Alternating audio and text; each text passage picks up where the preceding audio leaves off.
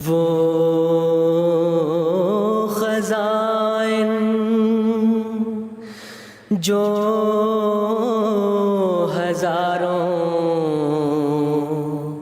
سال سے مدفون تھے،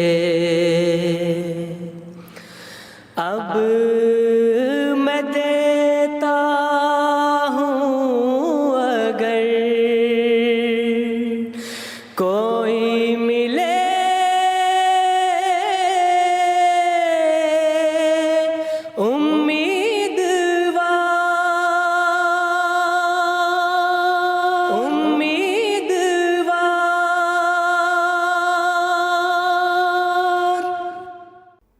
اعوذ باللہ من الشیطان الرجیم، بسم اللہ الرحمن الرحیم۔ درس از تحریرات حضرت مسیح موعود علیہ السلام۔ توبہ و استغفار کے بارے میں حضرت مسیح موعود علیہ السلام فرماتے ہیں، خدا تعالیٰ کے فضل و کرم کا دروازہ کبھی بند نہیں ہوتا۔ انسان اگر سچے دل سے اخلاص لے کر رجوع کرے تو وہ غفور رحیم ہے اور توبہ کو قبول کرنے والا ہے۔ یہ سمجھنا کہ کس گنہگار کو بخشے گا، خدا تعالیٰ کے حضور سخت گستاخی اور بے ادبی ہے۔ اس کی رحمت کے خزانے وسیع اور لا انتہا ہیں، اس کے حضور کوئی کمی نہیں، اس کے دروازے کسی پر بند نہیں ہوتے۔ انگریزوں کی نوکریوں کی طرح نہیں کہ اتنے تعلیم یافتہ کو کہاں سے نوکریاں ملیں۔ خدا کے حضور جس قدر پہنچیں گے سب اعلیٰ مدارج پائیں گے۔ یہ یقینی وعدہ ہے۔ وہ انسان بڑا ہی بدقسمت اور بدبخت ہے جو خدا تعالیٰ سے مایوس ہو اور اس کی نزا کا وقت غفلت کی حالت میں اس پر آ جاوے، بے شک اس وقت دروازہ بند ہو جاتا ہے۔ ملفوظات جلد دوم صفحہ نمبر 222۔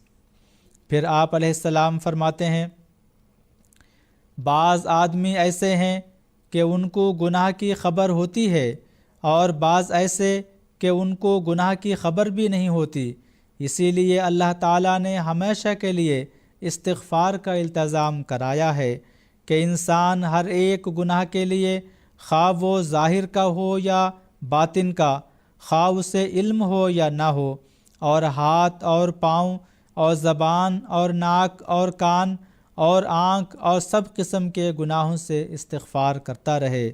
آج کل آدم علیہ السلام کی دعا پڑھنی چاہیے، ربنا ظلمنا انفسنا وَإِن لَّمْ تَغْفِرْ لَنَا وَتَرْحَمْنَا لَنَكُونَنَّ مِنَ الْخَاسِرِينَ۔ سورۃ الاعراف آیت نمبر 24۔ یہ دعا اول ہی قبول ہو چکی ہے۔ غفلت سے زندگی بسر مت کرو۔ جو شخص غفلت سے زندگی نہیں گزارتا، ہرگز امید نہیں کہ وہ کسی فوق الطاقت بلا میں مبتلا ہو۔ کوئی بلا بغیر اذن کے نہیں آتی۔ جیسے مجھے یہ دعا الہام ہوئی ہے، ربی کل شیء خادمک ربی فاحفظنی وانصرنی وارحمنی۔ ملفوظات جلد دوم صفحہ نمبر 577۔ پھر آپ علیہ السلام فرماتے ہیں، غفلت غیر معلوم اسباب سے ہے۔ بعض وقت انسان نہیں جانتا اور ایک دفعہ ہی زنگ اور تیرگی اس کے قلب پر آ جاتی ہے، اس لیے استغفار ہے۔ اس کے معنی یہ ہیں کہ وہ زنگ اور تیرگی نہ آوے۔ عیسائی لوگ اپنی بے وقوفی سے اعتراض کرتے ہیں کہ اس سے سابقہ گناہوں کا ثبوت ملتا ہے۔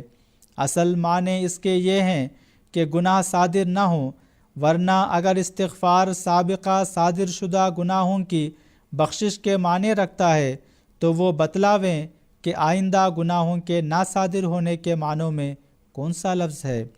غفرہ اور کفرہ کے ایک ہی معنی ہیں۔ تمام انبیاء اس کے محتاج تھے۔ جتنا کوئی استغفار کرتا ہے اتنا ہی معصوم ہوتا ہے۔ اصل معنی یہ ہیں کہ خدا نے اسے بچایا۔ معصوم کے معنی مستغفر کے ہیں۔ ملفوظات جلد دوم صفحہ نمبر 560۔ پھر آپ علیہ السلام فرماتے ہیں پس اٹھو اور توبہ کرو اور اپنے مالک کو نیک کاموں سے راضی کرو، اور یاد رکھو کہ اعتقادی غلطیوں کی سزا تو مرنے کے بعد ہے، اور ہندو یا عیسائی یا مسلمان ہونے کا فیصلہ تو قیامت کے دن ہوگا، لیکن جو شخص ظلم اور تعدی اور فسق و فجور میں حد سے بڑھتا ہے اس کو اسی جگہ سزا دی جاتی ہے، تب وہ خدا کی سزا سے کسی طرح بھاگ نہیں سکتا۔ سو اپنے خدا کو جلد راضی کر لو، اور قبل اس کے کہ وہ دن آوے جو خوفناک دن ہے، یعنی طاعون کے زور کا دن، جس کی نبیوں نے خبر دی ہے، تم خدا سے صلح کر لو۔ وہ نہایت درجہ کریم ہے، ایک دم کے گداز کرنے والی توبہ سے 70 برس کے گناہ بخش سکتا ہے۔ اور یہ مت کہو کہ توبہ منظور نہیں ہوتی، یاد رکھو کہ تم اپنے اعمال سے کچھ بھی بچ نہیں سکتے، ہمیشہ فضل بچاتا ہے نہ اعمال۔ اے خدائے کریم و رحیم، ہم سب پر فضل کر کہ ہم تیرے بندے اور تیرے آستانہ پر گرے ہیں، آمین۔ لیکچر لاہور، روحانی خزائن، جلد 20، صفحہ نمبر 174۔